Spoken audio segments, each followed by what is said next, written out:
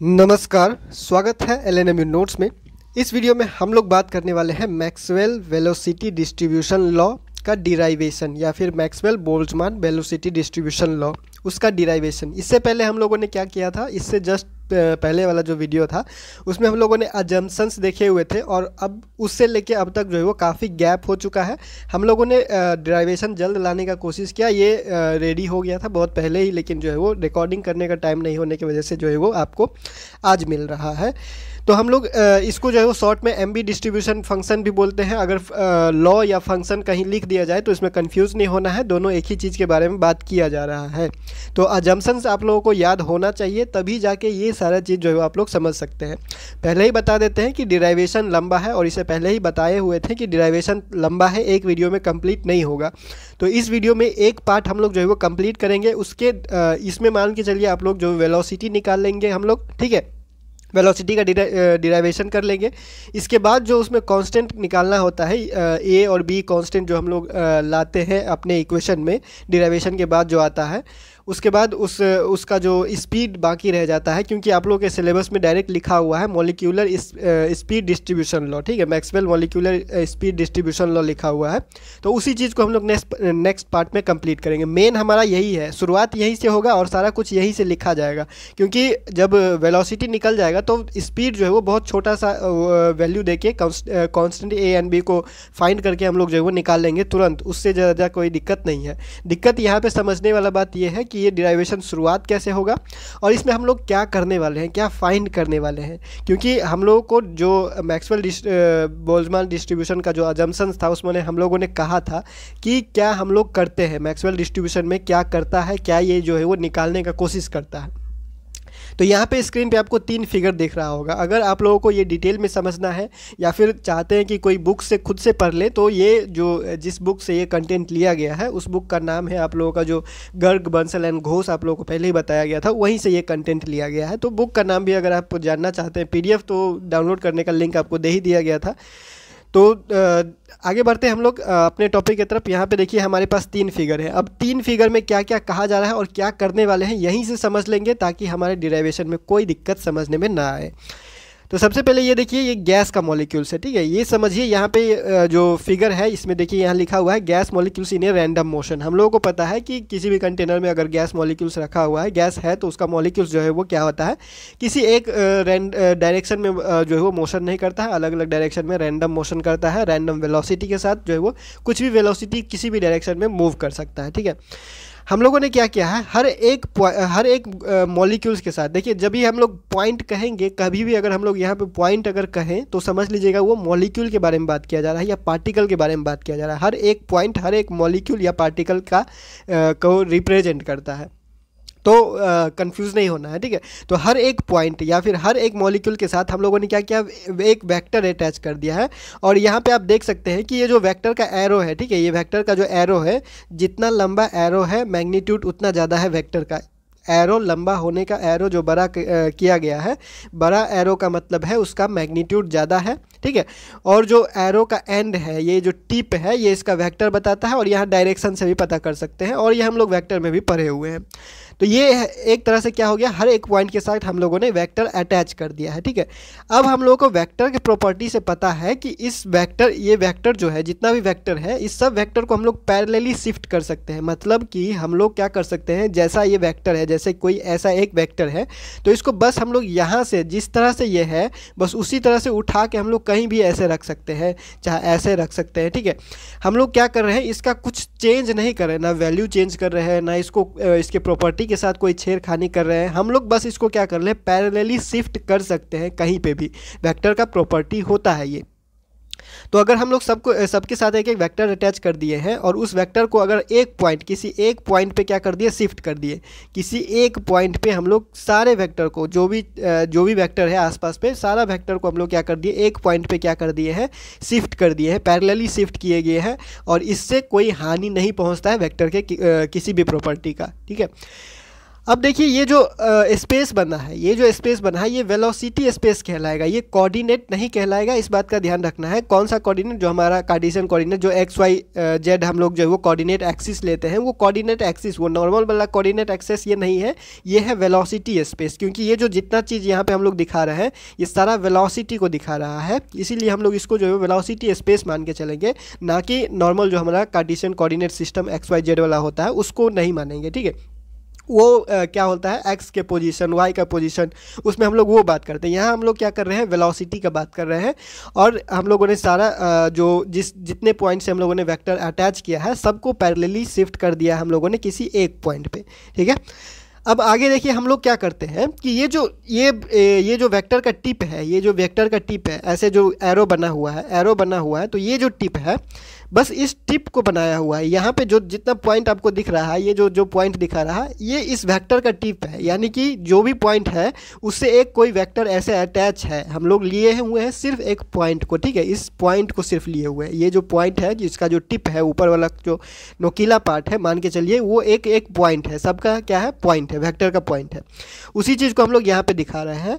और हम लोगों ने क्या किया हुआ है कि एक पॉइंट से, देखिए किसी एक पॉइंट का वेक्टर हम लोगों ने ले लिया और उसको क्या किया है, उसको हम लोग ओरिजिन से अटैच करेंगे, और वहाँ पे हम लोग क्या कर रहे हैं? एक क्यूब बना रहे हैं। एक क्यूब इसलिए बना रहे हैं क्योंकि हमको कैलकुलेशन में आसानी हो, और इस क्यूब के अंदर जितना पॉइंट मिलेगा, इस क्यूब के अंदर ये जो पॉइंट हम लोग बनाएंगे, ये अगर इसको हम लोग रेंज ले ले v से लेके v प्लस डी वी तक, अगर हम लोग इसका रेंज ले ले v प्लस डी वी तक, अगर रेंज ले ले v से लेके v प्लस डी वी तक, यानी कि यहाँ तक मान के चलिए ये जो पॉइंट यहाँ तक लिया गया है, इसका जो यहाँ तक है हमारे पास, ये क्या है? v है, इसको हम लोग कहेंगे v। और इस v से थोड़ा सा आगे का जो पॉइंट हम लोगों ने लिया वो क्या लिया? एक पॉइंट। देखिए एक पॉइंट यहाँ से ओरिजिन से मान लीजिए ये v है, ठीक है, और यहाँ से हम लोग ये दूसरा पॉइंट ले रहे हैं, ये है dv। ठीक है, यहाँ तक तो v है और यहाँ तक हो गया dv, तो ये हो गया पूरा हमारे पास, क्या बोल सकते हैं, ये पॉइंट v प्लस dv। ठीक है, तो इस v प्लस dv का रेंज लेते हैं, और इस रेंज में हम लोगों ने क्या किया है? एक हम लोगों ने क्यूब बना दिया है। क्यूब बनाने का कारण ये है कि इस क्यूब के अंदर जितने मॉलिक्यूल्स हम लोगों को मिलेंगे, यानी जितने पॉइंट्स हम लोगों को मिलेंगे, हम लोग बोल सकते हैं कि v प्लस dv, v से लेके v to v plus dv तक के रेंज में इतने मॉलिक्यूल्स होते हैं। इस रेंज में इतने मॉलिक्यूल्स हम लोगों को मिला, इतना नंबर ऑफ मॉलिक्यूल्स।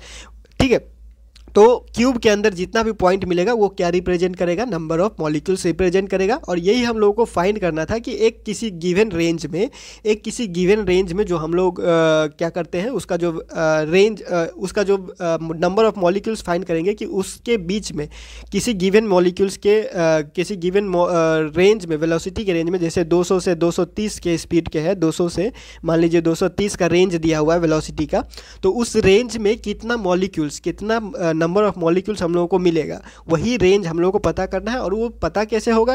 अगर हम लोग जो लास्ट अजम्पशंस को देखें तो उस पता कैसे होगा? हम लोगों ने कहा था वो प्रोबेबिलिटी जो है वो क्या होता है, हम लोगों का फंक्शन होता है वेलोसिटी का और उसका जो रेंज है, वेलोसिटी का रेंज है उसका। ठीक है, प्रोडक्ट करेंगे दोनों का, मतलब कि वेलोसिटी का मैग्नीट्यूड और हमारे पास जो वेलोसिटी का रेंज है, यही हम लोगों ने कहा था। तो हम लोग करने क्या वाले हैं? देखिए हम लोगों ने क्या किया, सबसे पहले हम लोगों ने क्या किया, गैस मॉलिक्यूल्स जितना भी था, जितना भी पॉइंट्स था, सबके साथ वेक्टर अटैच किया। उस वेक्टर को हम लोगों ने क्या किया, एक कॉमन पॉइंट पे शिफ्ट कर दिया, पैरेलली शिफ्ट कर दिया। और ये वेक्टर का जितना भी पॉइंट्स है, ये जो जितना भी टिप है, ये जो वेक्टर का जो टिप हम लोगों ने लिया हुआ है, सबको एक एक पॉइंट मान के हम लोगों ने एक रेंज लिया, वेलोसिटी का रेंज लिया, v से लेके v प्लस dv तक का एक रेंज लिया। और इसमें हम लोगों ने क्या कर दिया, एक क्यूब बना दिया, dv एलिमेंट ले लिया। मान के चलिए एक dv एलिमेंट बहुत छोटा सा, बहुत ही छोटा से भी छोटा, बहुत छोटा है ये dv एलिमेंट। और इसी एलिमेंट के अंदर हम लोग फाइंड करेंगे, और जितना मॉलिक्यूल्स आएगा वो हमारे रेंज का मॉलिक्यूल्स हो जाएगा कि इस इतना से लेके इतना रेंज तक हम लोग क्या करेंगे, वो वेलोसिटी का रेंज हो जाएगा। ठीक है, लेकिन यहाँ पे दिक्कत क्या आएगा कि हम लोगों ने एक v और v प्लस डी वी पहले से डिफाइन कर दिए हैं कि इतना से इतना तक, मान लीजिए 200 से लेके 230 तक का अगर हम लोग वेलोसिटी रेंज फाइंड किए कि इतना इस रेंज में इतना मॉलिक्यूल्स फाइंड हो रहा है, तो फॉर्मूला तो सिर्फ इसी के लिए आएगा। ठीक है, तो इसीलिए हम लोग बाद में क्या करेंगे, इस वेलोसिटी का कॉन्सेप्ट यहाँ से जो है वो हटाएंगे और हम लोग सिर्फ उसके ऐसा फॉर्मूला जो है वो रेकमेंडेड होता है, मतलब ऐसा फॉर्मूला निकालने जाएंगे, ऐसा डिराइवेशन करके जो इक्वेशन निकलेगा वो कोई भी वेलोसिटी के लिए लागू होगा, कोई भी रेंज के लिए हम लोग लागू कर सकें। अगर हम लोग रेंज फिक्स कर देंगे तो हर रेंज के लिए अलग अलग फार्मूला हम लोग को बनाना पड़ेगा, ठीक है। इसीलिए रेंज अभी थोड़ा सा रेंज लेके हम लोग कुछ डिराइवेशन को आगे बढ़ाएंगे और जब हम लोगों का डिराइवेशन वहाँ तक पहुँच जाएगा कि वेलोसिटी रेंज जो फिक्स किया गया उसको हटा के दूसरा चीज़ पुट कर सके तो हम लोग वहाँ से आगे दूसरा रास्ता ले लेंगे। तो डिराइवेशन को ध्यान से देखिएगा, सारा कुछ उसी में है और हम लोगों का जो स्पीड है या फिर डिराइवेशन है या evaluation of constant A and B है वो सारा चीज़ वहीं से हो जाएगा आप लोगों का। तो 2 पार्ट में वीडियो बनने वाला है, पहला हम लोग वेलोसिटी के साथ डील करेंगे, उसके बाद वेलोसिटी का आगे वाला पार्ट ए और बी, उसके बाद जो मॉलिक्यूलर स्पीड है उसके बारे में बात करेंगे, ठीक है। तो जो चीज़ आप लोगों को कहा गया यहाँ तक वही लिखा गया है, एक gas containing N number of molecules लिया गया है, वी वेलोसिटी के साथ मॉलिक्यूल्स जो है वो मूव कर रहा है, एक्स वाई जेड का component V X V Y V Z, ये सारा चीज़ तो हम लोग पहले से करते आ रहे हैं। फिगर 1 में क्या कर रहा है, गैस मॉलिक्यूल्स एंड अपने रैंडमली मोशन कर रहा है, वेक्टर अटैच कर दिया है हर एक मॉलिक्यूल्स के साथ जो कि उसके वेलोसिटी का मैग्नीट्यूड बता रहा है और डायरेक्शन बता रहा है, आप लोगों को बता दिया गया, ठीक है। फिगर 2 में क्या कर दिया गया, जितने भी वेक्टर्स हैं सबको ट्रांसफ़र कर दिए हम लोगों ने एक कॉमन पॉइंट के साथ, प्रॉपर्टी ट्रांसलेटिंग ऑफ वेक्टर के वाला जो प्रॉपर्टी है कि अगर हम लोग वेक्टर को ट्रांसलेट करते हैं, पैरेलली ट्रांसलेट करते हैं तो वेक्टर के प्रॉपर्टी के साथ कोई छेड़खानी नहीं होता है, उसी को हम लोग यूज़ करके उसको ट्रांसफ़र कर दिए एक कॉमन पॉइंट पे। फिगर 3 मतलब जो तीसरा फिगर है वो डीवे एलिमेंट हम लोगों ने लिया हुआ है और उसी में हम लोग क्या कर रहे हैं, एक मॉलिक्यूल सेलेक्टेड जो हमारा रेंज है उसमें हम लोग क्या करेंगे, मॉलिक्यूल्स फाइंड करेंगे, ठीक है। तो हम लोग लेट कर लिया है V X V Y and V Z with X Y and Z component of V velocity से जो एक मॉलिक्यूल मूव कर रहा है उसका X Y and Z component ले लिया है, V X V Y and V Z, simple है। अब ये जो वेलोसिटी डिस्ट्रीब्यूशन होगा रेंज में, तीनों अलग अलग डायरेक्शन में है, तो एक्स में होगा, फिर वाई में होगा, फिर जेड में होगा, तीनों का अलग अलग है। हम लोग एक के लिए पहले निकालेंगे या तीनों को लेके भी आप साथ में चल सकते हैं, या फिर हम लोग क्या कर सकते हैं, डायरेक्ट समेशन ले सकते हैं, मतलब तीनों को एक साथ लेके चल सकते हैं, उससे भी कोई दिक्कत नहीं है। तो हम लोगों ने क्या किया, velocity distribution in X direction lies in the range V X to V X plus D X. X direction में जो वेलोसिटी रेंज है वो कितने से कितने तक लाई करता है, वी एक्स से लेके V X plus D V X, क्योंकि ये एक्स डायरेक्शन में है। फिर वाई डायरेक्शन में सेम उसी तरह से हो जाएगा V Y to B Y plus D V Y. Z direction में उसी तरह से हो जाएगा V Z to V Z plus D V Z, ठीक है। तो ये हो गया हमारा वेलोसिटी डिस्ट्रीब्यूशन का रेंज एक्स डायरेक्शन में, वाई डायरेक्शन में और जेड डायरेक्शन में। आगे क्या किया गया है, लास्ट अजम्पशन में जो हम लोगों ने किया था प्रोबेबिलिटी बराबर एफ वी डी वी, ठीक है। ये हमारे पास लास्ट अजम्पशंस था, लास्ट अजम्पशंस के अकॉर्डिंग हम लोगों ने ये लिखा हुआ है, ये अजम्पशन है Maxwell Boltzmann velocity distribution law का, या फिर मैक्सवेल बोल्ट्जमैन डिस्ट्रीब्यूशन फंक्शन, या फिर मैक्सवेल बोल्ट्जमैन डिस्ट्रीब्यूशन लॉ, ठीक है। कोई भी चीज़ का कहिए, लास्ट अजम्पशन हम लोग ये लिखने वाले हैं। चाहे आप इस चीज़ को जितने नंबर पे अजम्पशन लीजिएगा, जैसे कि हम लोगों ने 6-7 पॉइंट्स किया हुआ था, तो उसमें जितना पॉइंट पे आप ये लिखिएगा उतना पॉइंट आप कर सकते हैं। तो हम लोगों ने लास्ट में वो अजम्पशन माना हुआ था प्रोबेबिलिटी वाला, तो हम लोगों ने लास्ट अजम्पशन के अकॉर्डिंग लिखा हुआ है कि इस रेंज में जो वेलोसिटी फाइंड करने का प्रोबेबिलिटी, मॉलिक्यूल्स फाइंड करने का प्रोबेबिलिटी होता है वो होता है हमारे पास F we x D V X, ठीक है।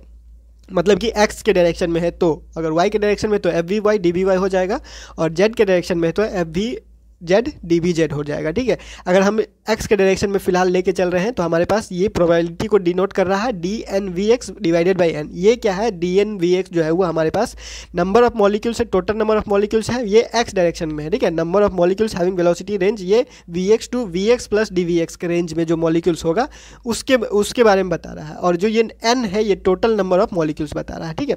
ये x के ये जो वेलोसिटी रेंज है x डायरेक्शन में उसका नंबर ऑफ मॉलिक्यूल्स बता रहा है, और n जो है वो टोटल नंबर ऑफ मॉलिक्यूल्स बता रहा है, ठीक है। और इसी चीज़ को हम लोग क्या कर रहे हैं, इसी चीज़ को हम लोग प्रोबेबिलिटी, इस चीज़ को प्रोबेबिलिटी लिख सकते हैं, इसमें कोई दिक्कत नहीं है, ठीक है।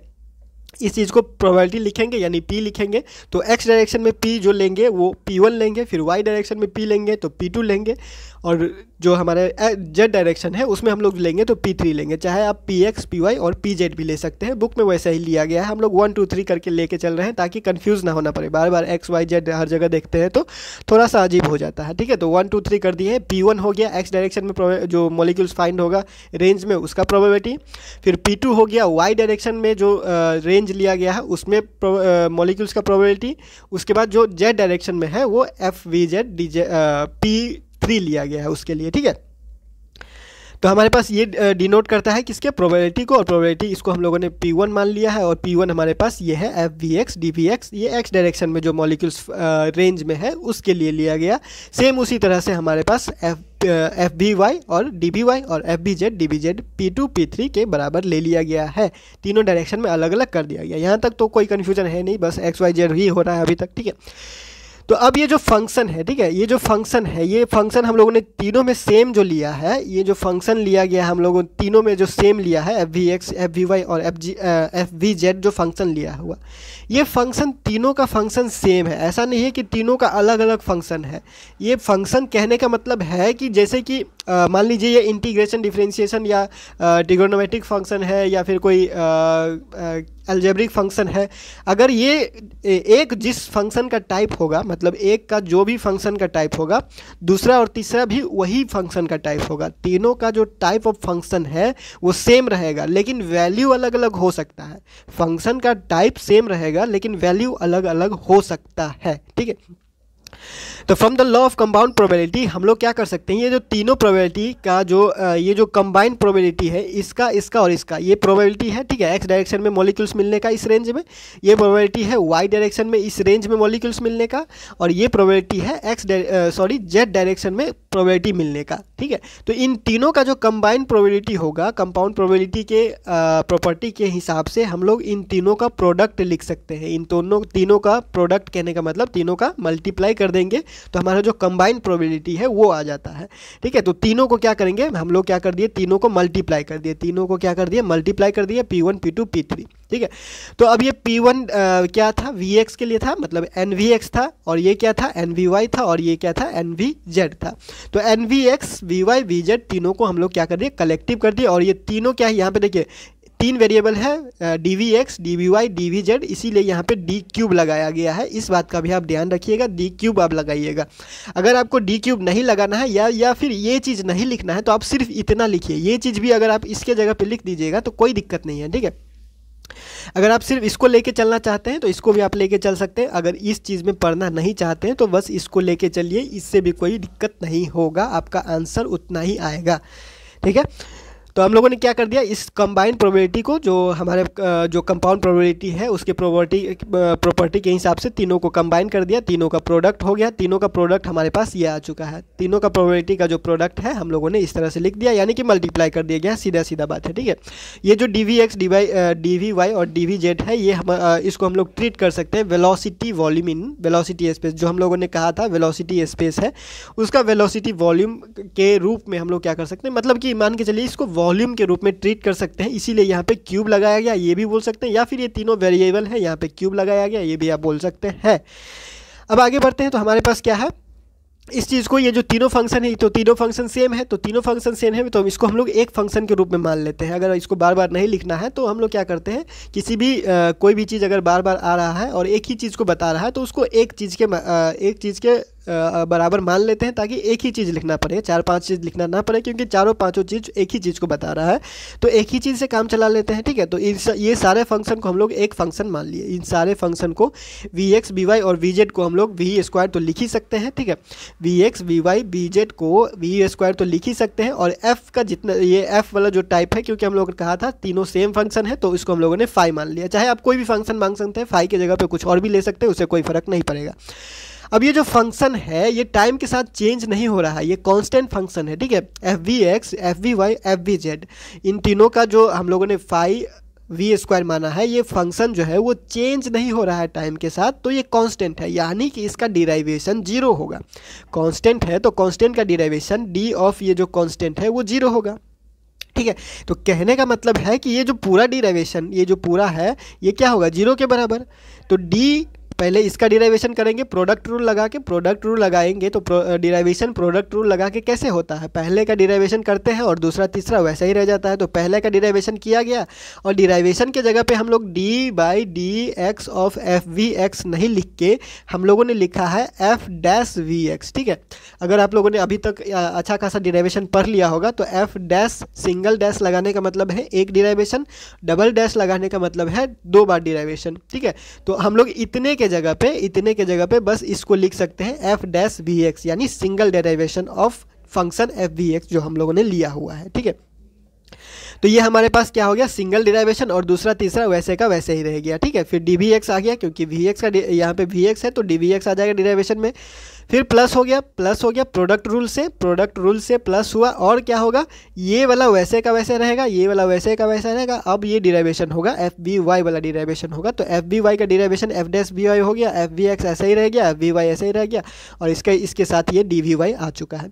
सेम उसी तरह जेड के साथ भी किया गया, और ये सब बराबर है किसके, 0 के, क्योंकि डी ऑफ जो कांस्टेंट है ये चेंज नहीं हो रहा है तो इसका डिराइवेशन 0 है, तो सब बराबर हो गया 0 के। इसको जो हम लोगों ने इक्वेशन नंबर 2 मान लिया, और इक्वेशन नंबर 1 हम लोग इसको माने हुए हैं, तो इसको ध्यान में रखना होगा क्योंकि बाद में जो कुछ भी निकलेगा वो सब इक्वेशन 1 में ही पुट होके आएगा। ठीक है, तो इक्वेशन नंबर 1 और इक्वेशन नंबर 2 पुट करना जरूरी है, क्योंकि बाद में अगर हम लोग किसी चीज़ को रिकॉल करना चाहे, फिर से लिखना चाहे, तो पूरा इक्वेशन ना लिखना पड़े, डायरेक्ट हम लोग इक्वेशन नंबर 1 दे दें तो पूरा चीज़ अब ऑटोमेटिक जो है वो क्या हो जाता है, वो नोन हो जाता है। ठीक है, अब हम लोग क्या करेंगे, यहाँ पे क्या किया गया, dividing both side by f we x f we y f we z, या इसको सबको क्या करना है, डिवाइड कर देना है f we x f we y f we z से। तो डिवाइड करेंगे तो क्या करेंगे, यहाँ पे अगर इसको हम लोग डिवाइड कर दिए, देखिए यहाँ पे क्या किया गया, इसको डिवाइड कर दिए हैं, तो डिवाइड करने के बाद हम लोग के पास क्या बचेगा, सिर्फ इतना बचेगा, क्योंकि देखिए एफ वी वाई और एफ वी जेड तो कट जाएगा,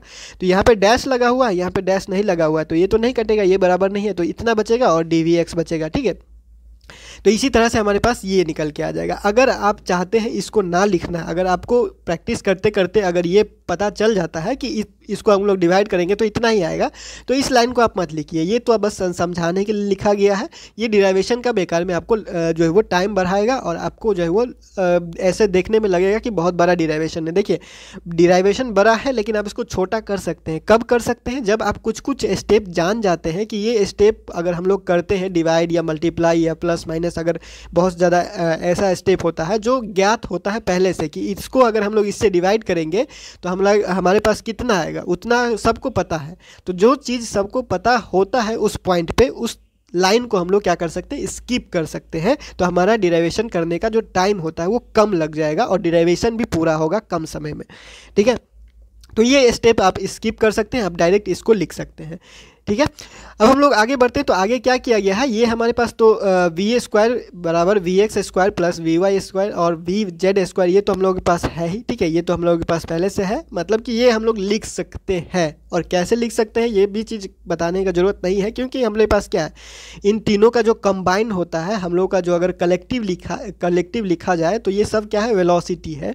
तो इस वेलोसिटी को हम लोग वी स्क्वायर के बराबर लिख सकते हैं। एक्स डायरेक्शन वाई डायरेक्शन ये तीनों क्या है, वेलोसिटी का कंपोनेंट है। तो वेलोसिटी का कंपोनेंट है तो इसको ब्रेक करके कंपोनेंट में लिखा गया, अगर ब्रेक ना करें कलेक्टिवली लिखे तो हम लोग वी स्क्वायर लिख सकते हैं।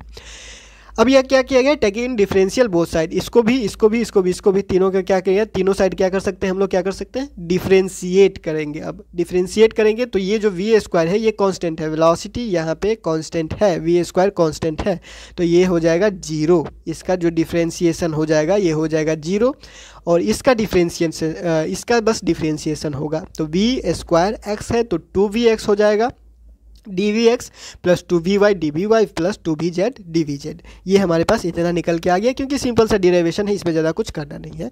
और या फिर आप डायरेक्ट 2 से 2 यहाँ से सबका कॉमन निकाल के, और 2 से अगर आप सबको डिवाइड कर देते हैं, 2 से अगर थ्रू आउट द इक्वेशन आप डिवाइड कर देते हैं, पूरे इक्वेशन को 2 से अगर डिवाइड कर दे तो सब जगह से 2 कैंसिल हो जाएगा, अपने पास सिर्फ यही बच के आएगा, v x d plus v y plus v z is equal to 0। ठीक है, अब देखिए अब क्या किया जाता है, अब हमारे पास एक टर्निंग पॉइंट आता है। ये टर्निंग पॉइंट याद रखना बहुत ज़रूरी है, नहीं तो डिराइवेशन आगे नहीं बढ़ेगा। ये मेन पॉइंट है टर्निंग। देखिए डिराइवेशन कोई भी करने में हम लोगों का सिर्फ मैथमेटिक्स होता है, सिंपल डिराइवेशन होता है या फिर इंटीग्रेशन होता है या फिर कुछ कांस्टेंट का वैल्यू निकालना होता है, ये इतना ही डिराइवेशन का काम होता है। कोई भी डिराइवेशन कीजिएगा तो इतना ही कुछ रहेगा, लेकिन उसमें याद रखने वाला चीज़ यही होता है जो टर्निंग पॉइंट होता है, कहाँ पे क्या लेट करना है या फिर कहाँ पे कौन सा इक्वेशन जो टर्निंग पॉइंट होता है, चेंजिंग पॉइंट होता है उस डिराइवेशन का, उसी चीज़ को बस याद रखना है तो सारा डिराइवेशन हम लोगों का अपने आप होता चले जाएगा। डिराइवेशन करने का पहला स्टेप ये होता है हम लोगों को कौन सा इक्वेशन निकालना है, बस उस इक्वेशन को ध्यान में रखिए कि उस इक्वेशन में क्या क्या निकल के आता है। ए निकल के आता है तो उस ए का मतलब क्या है, वो ए आया कहाँ से, फिर बी अगर निकल के आ रहा है, चाहे एक्स निकल के आ रहा है, कुछ भी वैल्यू अगर डिराइवेशन में निकल के आ रहा है इक्वेशन में, तो सबसे पहले हम लोगों को ये पता होना चाहिए कि हम लोग क्या कर रहे हैं, कौन सा डिराइवेशन, किस फॉर्मूला को निकालने का कोशिश कर रहे हैं, कौन सा इक्वेशन निकालने का कोशिश कर रहे हैं और क्या क्या उसमें अजम्पशंस किया जाना है। ठीक है, तो उसका बस टर्निंग पॉइंट याद रखना, हमारा डिराइवेशन ऑटोमेटिक हो जाता है।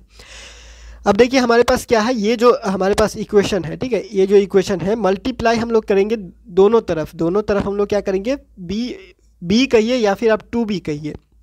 देखिए जो बुक है आप लोग का गर्ग बंसल एंड घोष, उसमें 2b फैक्टर से क्या किया गया है, मल्टीप्लाई किया गया है, लेकिन हम लोग सिर्फ b से मल्टीप्लाई करेंगे, या फिर बीटा कहिए या फिर b कहिए, जो भी चीज़ आप लेना चाहते हैं वो ले सकते हैं, इससे कोई फ़र्क नहीं पड़ेगा। ये एक बस अनडिटरमाइंड लाग्रांजियन मल्टीप्लायर है, लाग्रांज अनडिटरमाइंड मल्टीप्लायर है। और ये होता क्या है क्या नहीं होता है इसके चक्कर में आप मत पड़िए, जब मैथमेटिकल फिजिक्स में ये टॉपिक सारा चल रहा होता है तो उसको डिस्कस कीजिए। अभी बस इतना ध्यान में रखना है कि इस पॉइंट पे आने के बाद हम लोगों को एक फैक्टर बीटा से या फिर 2 बीटा कीजिएगा तो उसके हिसाब से इक्वेशन जाएगा, बीटा से मल्टीप्लाई कीजिएगा तो उसके हिसाब से, अगर देखिए 2 बीटा से अगर मल्टीप्लाई करते हैं तो लास्ट में जो इक्वेशन आएगा उसमें 2 एक्स्ट्रा नहीं आएगा, और डायरेक्ट बीटा से अगर मल्टीप्लाई या फिर बी लेके सिर्फ चलते हैं तो लास्ट में क्या आता है, एक एक्स्ट्रा 2 आ जाता है, और फ़र्क कुछ नहीं है क्योंकि वो बाद में इंटीग्रेशन होता है तो ऊपर नीचे 2 आता है, फिर काटने के लिए 2 चाहिए होता है, वो सारा चीज़ बाद में जो हुआ आप समझ जाएंगे। ठीक है, तो हम लोग क्या कर रहे हैं, multiplying a factor beta, Lagrange undetermined multiplier इसको बोलते हैं दोनों साइड।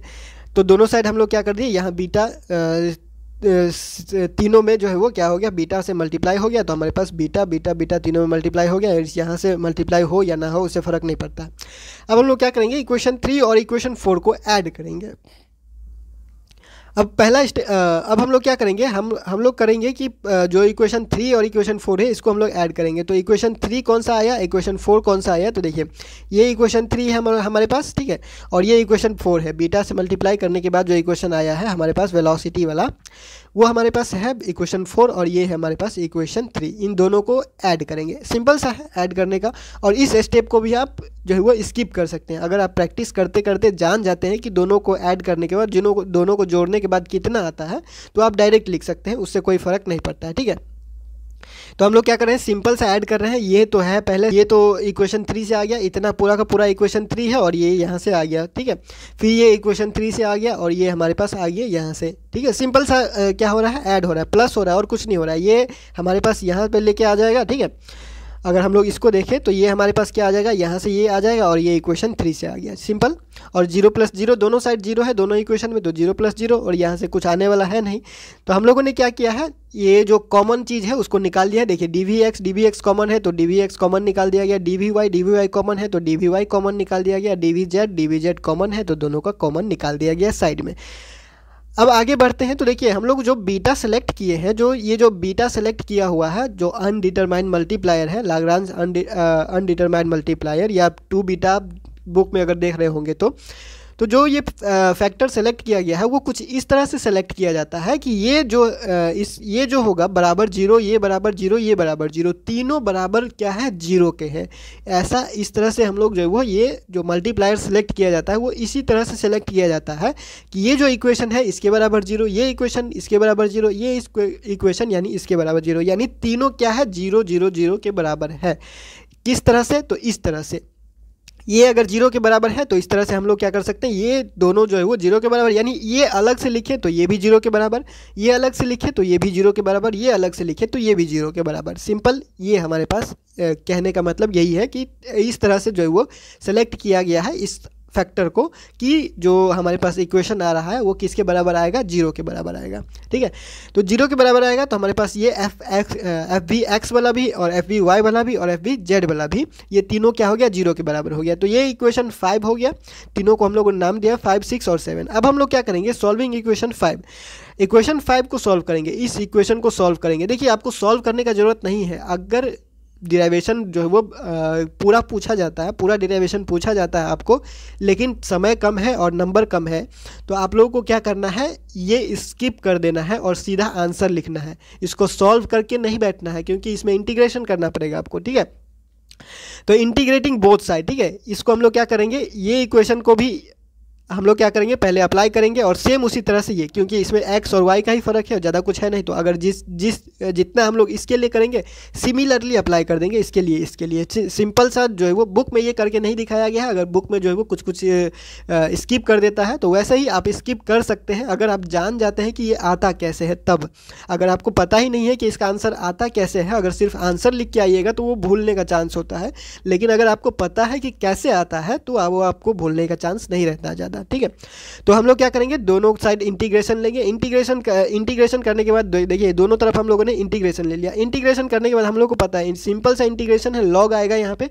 ठीक है, तो ln एफ वी एक्स आ चुका है और यहाँ पे ये माइनस निगेटिव है वी भी, ये जो वी एक्स है, ये वी एक्स क्या हो जाएगा, वी स्क्वायर एक्स, मतलब कि यहाँ पे पावर 1 है तो 1 + 1 2 और डिवाइडेड बाई 2 आ जाएगा। ठीक है, अगर यही इसीलिए हम लोगों ने कहा था कि अगर हम लोग 2 बीटा लेके चलते हैं तो ये 2 से 2 कैंसिल हो जाता तो हमारा आंसर में सिर्फ बीटा बचता, लेकिन अगर हम लोग सिर्फ बीटा लेके चल रहे हैं फैक्टर तो ये 2 एक्स्ट्रा आ जाता है। इसीलिए वही वहाँ पे बस डिसाइडिंग फैक्टर वही होता है। अगर आपको लेके चलना है सिंपल तो लेके चलिए, नहीं तो 2 के साथ आप चल सकते हैं तो चलिए। ठीक है, तो हम लोगों ने क्या किया, हमारे पास ये कांस्टेंट आ जाता है, सिंपल है हमारा इंटीग्रेशन, और कुछ ज़्यादा करना नहीं है। इंटीग्रेशन आपको अगर नहीं आता है तो एक बार फिर से फॉर्मूला खाली देख लीजिए, फॉर्मूला लॉग वाला जो फॉर्मूला होगा, लॉग का जो इंटीग्रेशन वाला फॉर्मूला होगा उसको देख लीजिएगा, आपको क्लियर हो जाएगा। ठीक है, और ये क्या हमारे पास एक कांस्टेंट है, लॉग ए, हमारा नेचुरल लॉग जो है वो ये हमारे पास कांस्टेंट है, ये हमारे पास आ जाएगा ln v x f we x, और इसको हम लोग इस तरफ से लेके आते हैं, यहाँ पे ये प्लस में है तो इधर आएगा तो माइनस में हो जाएगा।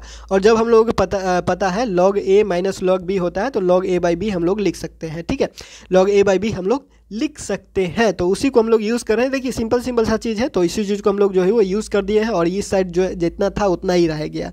और अगर हम लोग यहाँ इस लॉग को अगर इस तरफ लेके जाएं तो क्या हो जाता है, ई टू दी पावर, यहाँ पे ये बेस में चला जाता है और ये ई टू दी पावर, यहाँ पे जो भी चीज़ होता है वो पावर में आ जाता है। अगर आप लोगों को पता है तो, नहीं भी पता है तो जान लीजिए कि ये जो लॉग है अगर हम लोग इसको इधर लेके जाएँ तो ये ई टू दी पावर, और यहाँ पर जितना लिखा होता है उतने पावर में जो ये चला जाता है। ठीक है, तो इसी तरह से हम लोग क्या कर दिए, इसको लिख दिए, एफ वी एक्स हमारे पास आ गया और यही फंक्शन फाइंड हो रहा है। देखिए ये फंक्शन निकल के आ गया हमारे पास, इसीलिए इसको बोलते हैं लॉ भी बोलते हैं और फंक्शन भी बोलते हैं। मैक्सवेल बोल्ट्जमैन डिस्ट्रीब्यूशन फंक्शन भी बोला जाता है, मैक्सवेल डिस्ट्रीब्यूशन फंक्शन भी कहिए, तो इसीलिए कहा जाता है क्योंकि हम लोग इस फंक्शन को डिफाइन कर रहे हैं। देखिए अगर हम लोग ये प्रोबेबिलिटी जो हमारा अजम्पशंस था, जो लास्ट अजम्पशंस था और उसके वजह से जो डिराइवेशन स्टार्ट हुआ, तो उस डिराइवेशन में जो स्टार्ट करने से पहले ये जो फंक्शन लिखा गया, इसी फंक्शन को फाइंड करना ही ये डिराइवेशन है, इसी फंक्शन को फाइंड करना ही डिराइवेशन है। इसी फंक्शन से हम लोगों को पता चलेगा कि जो वेलोसिटी का रेंज है, इस रेंज में कितना मॉलिक्यूल्स मिलेगा, जो गिवन वेलोसिटी का रेंज है उसमें कितना मॉलिक्यूल हम लोगों को मिलेगा। तो उस तरह से हम लोगों को फंक्शन जो लॉ है उसको फंक्शन भी कहा जाता है। अगर कहीं पे टॉपिक लिखा हुआ है तो कंफ्यूज नहीं होना है। तो एफ वी एक्स के लिए जिस तरह से हम लोगों ने इंटीग्रेशन किया, आप सेम उसी तरह से वाई और जेड के लिए भी कीजिएगा, तो सिर्फ इतना ही आएगा, वाई और जेड में चेंज होगा, बाकी किसी चीज़ में चेंज नहीं होगा। अब देखिए यहाँ पे a आ रहा है और ये b आ रहा है, तो इस a और b का हम लोगों ने शुरुआत में ही बात किया था कि इस a और b को हम लोग नेक्स्ट वीडियो में बात करेंगे कि ये a का वैल्यू कितना होगा, b का वैल्यू कितना होगा। उसके बाद उसी से हम लोग क्या लिखेंगे, एक दूसरा फॉर्म लिखेंगे मॉलिक्यूलर डिस्ट्रीब्यूशन स्पीड का, मॉलिक्यूलर डिस्ट्रीब्यूशन ऑफ स्पीड का जो हमारे पास दूसरा फॉर्म आएगा, मतलब कि Maxwell Boltzmann distribution law of velocity, या फिर उसको चेंज करना चाहे स्पीड में, क्योंकि हम लोग को सिर्फ स्पीड से मतलब होता है। हम लोग स्पीड लेते ही इसलिए इसीलिए है क्योंकि हम लोग को वेलोसिटी से मतलब नहीं है। वेलोसिटी कहने का मतलब ये वेक्टर क्वांटिटी है। वेलोसिटी एक वेक्टर क्वांटिटी है जिसमें डायरेक्शन भी है। हम लोग को डायरेक्शन से कोई मतलब नहीं होता है मॉलिक्यूल्स का, हम लोग को सिर्फ स्पीड से मतलब होता है मॉलिक्यूल्स का। इसीलिए स्पीड पर ज़्यादा जोर किया जाता है। वेलोसिटी को इसीलिए लिया जाता है ताकि हम लोग आगे अपना प्रोसेस बढ़ा सके, और ज़्यादा कुछ है नहीं। डिराइवेशन करने में मदद करता है, डिराइवेशन आसानी से हो जाता है, इसको हम लोग स्पीड पे अप्लाई कर देते हैं, बस कांस्टेंट को फाइंड करना होता है, सिंपल। तो अब ये जो हमारे पास FVX, FVY और FVZ निकला, और इसी चीज़ को हम लोग पुट करेंगे इक्वेशन नंबर 1 में। जो इक्वेशन नंबर 1 हम लोग लिखे वो यहाँ पे, ये क्या है, प्रोबेबिलिटी है। तो प्रोबेबिलिटी अब हम लोगों को मिल गया। ये फंक्शन चाहिए था हम लोगों को, VX, VY और VZ फंक्शन चाहिए था। इन तीनों का वैल्यू हम लोगों ने निकाल लिया है। इन तीनों का वैल्यू हम लोग यहाँ पे पुट करेंगे, और जो इक्वेशन 1 रूप लेगा वही रूप हमारे पास हो जाएगा Maxwell Boltzmann velocity distribution law का। ठीक है, तो हम लोगों ने क्या किया, सिंपल हम लोग पुट करेंगे। ये पुट कर दिए हुए हैं, FVX का वैल्यू, FVY का वैल्यू, FVZ का वैल्यू पुट कर दिए, जो भी हमारे पास निकला। फिर ये जो और ये तो इक्वेशन 1 से ही आया हुआ है, और ज़्यादा कुछ किया नहीं गया है। इस n को आप चाहे तो इधर लेके जा सकते हैं। इन तीनों में A और A ये जो कॉमन वाला पार्ट है, इस कॉमन वाला पार्ट को हम लोगों ने क्या कर दिया है, एक कर दिया है। और ये VX स्क्वायर, VXY स्क्वायर और VYZ स्क्वायर, इसको हम लोगों ने क्या कहा, V स्क्वायर भी लिख सकते हैं, तो इसको हम लोगों ने V स्क्वायर लिख दिया। ठीक है, और ये तीनों चीज़ यहाँ से कॉमन निकल के ये हमारे पास इतना इक्वेशन बन गया। dVx, dVy, dVz है। यहीं तक आप लोग ख़त्म कर सकते हैं। अगर इस चीज़ को n को अगर इस तरफ लेके जाएं तो ये हमारे पास बुक वाला इक्वेशन आ जाता है। ये बुक में ऐसे लिखा हुआ है, आप चाहें तो इसको ऐसे लिख सकते हैं। क्यों ऐसे लिख सकते हैं, क्योंकि हमारे पास पता है हम लोगों ने अगर जो β/2 है, ये जो β/2 आ रहा है हमारे पास, ये जो e⁻ β/2 आ रहा है, इसको हम लोग अगर b के रूप में मान लें, सिंपल छोटा b के रूप में मान लें, तो इसको ऐसे भी लिख सकते हैं। ठीक है, सिंपल है और कुछ ज़्यादा किया नहीं गया। अगर हम लोग कहें कि इस चीज़ को, ये जो प्रोबेबिलिटी है, इस प्रोबेबिलिटी को, ये जो प्रोबेबिलिटी है, इसको हम लोग नहीं ऐसे लिख सकते हैं, तो लिख सकते हैं FVX, FVY, FVZ, dVx, dVy, dVz, और ये हमारे पास इतना हो गया। ठीक है, यही हमारे पास क्या है, फंक्शन है। यही फंक्शन हम लोग को फाइंड करना था, जिससे हम लोग को पता चलेगा ये जो वेलोसिटी रेंज है वो। लेकिन ये अभी ख़त्म नहीं हुआ है पूरा, ये एक फॉर्म है, मतलब कि मैक्सवेल डिस्ट्रीब्यूशन का ये एक फॉर्म है, या फिर बोल सकते हैं ये एक तरह का फॉर्म है। फिर इससे दूसरा फॉर्म भी ये लेगा, स्पीड के लिए लेगा, क्योंकि हम लोगों को कांस्टेंट A, ये जो A लिया हुआ है, ये कांस्टेंट, मतलब कि जो A कांस्टेंट इंटीग्रेशन के बाद आया हुआ ये है, और ये B क्या है हमारे पास, जो लाग्रांज अनडिटरमाइंड मल्टीप्लायर हम लोगों ने लिया, वो भी फाइंड करना है। वो दोनों फाइंड करेंगे, मॉलिक्यूलर स्पीड निकलेगा, तब जाके ये टॉपिक जो डिराइवेशन है वो कंप्लीट हो जाएगा। और एग्ज़ाम में आप वही लिखिएगा जितना आपको ज़रूरी है। जो डिराइवेशन वाला, जो डिफरेंशिएशन वाला या इंटीग्रेशन वाला पार्ट है, वो आप उसको स्किप कर सकते हैं, मतलब आप उसको छोड़ के आगे बढ़ सकते हैं। लेकिन आपको पता होना चाहिए कि ये डिराइवेशन या फिर जो इंटीग्रेशन या डिफरेंशिएशन है किया कैसे किया, वो आप लोगों को पता होना चाहिए। तो ये हमारे पास आ गया है, this is one form of Maxwell velocity distribution function, या फिर आप कहिए डिस्ट्रीब्यूशन ऑफ वेलोसिटी के लिए जो हमारे पास लॉ है मैक्सवेल बोल्ट्जमान का, वो हमारे पास निकल के आ चुका है। ये एक फॉर्म है। दूसरा फॉर्म हम लोग दूसरे वीडियो में डिस्कस करेंगे, जो आपके सिलेबस में लिखा हुआ है, Maxwell Boltzmann molecular speed distribution law. ठीक है, तो फिलहाल इस वीडियो में इतना ही। मिलते हैं अगले वीडियो में अगले अपडेट के साथ LNMU नोट्स के यूट्यूब चैनल पे।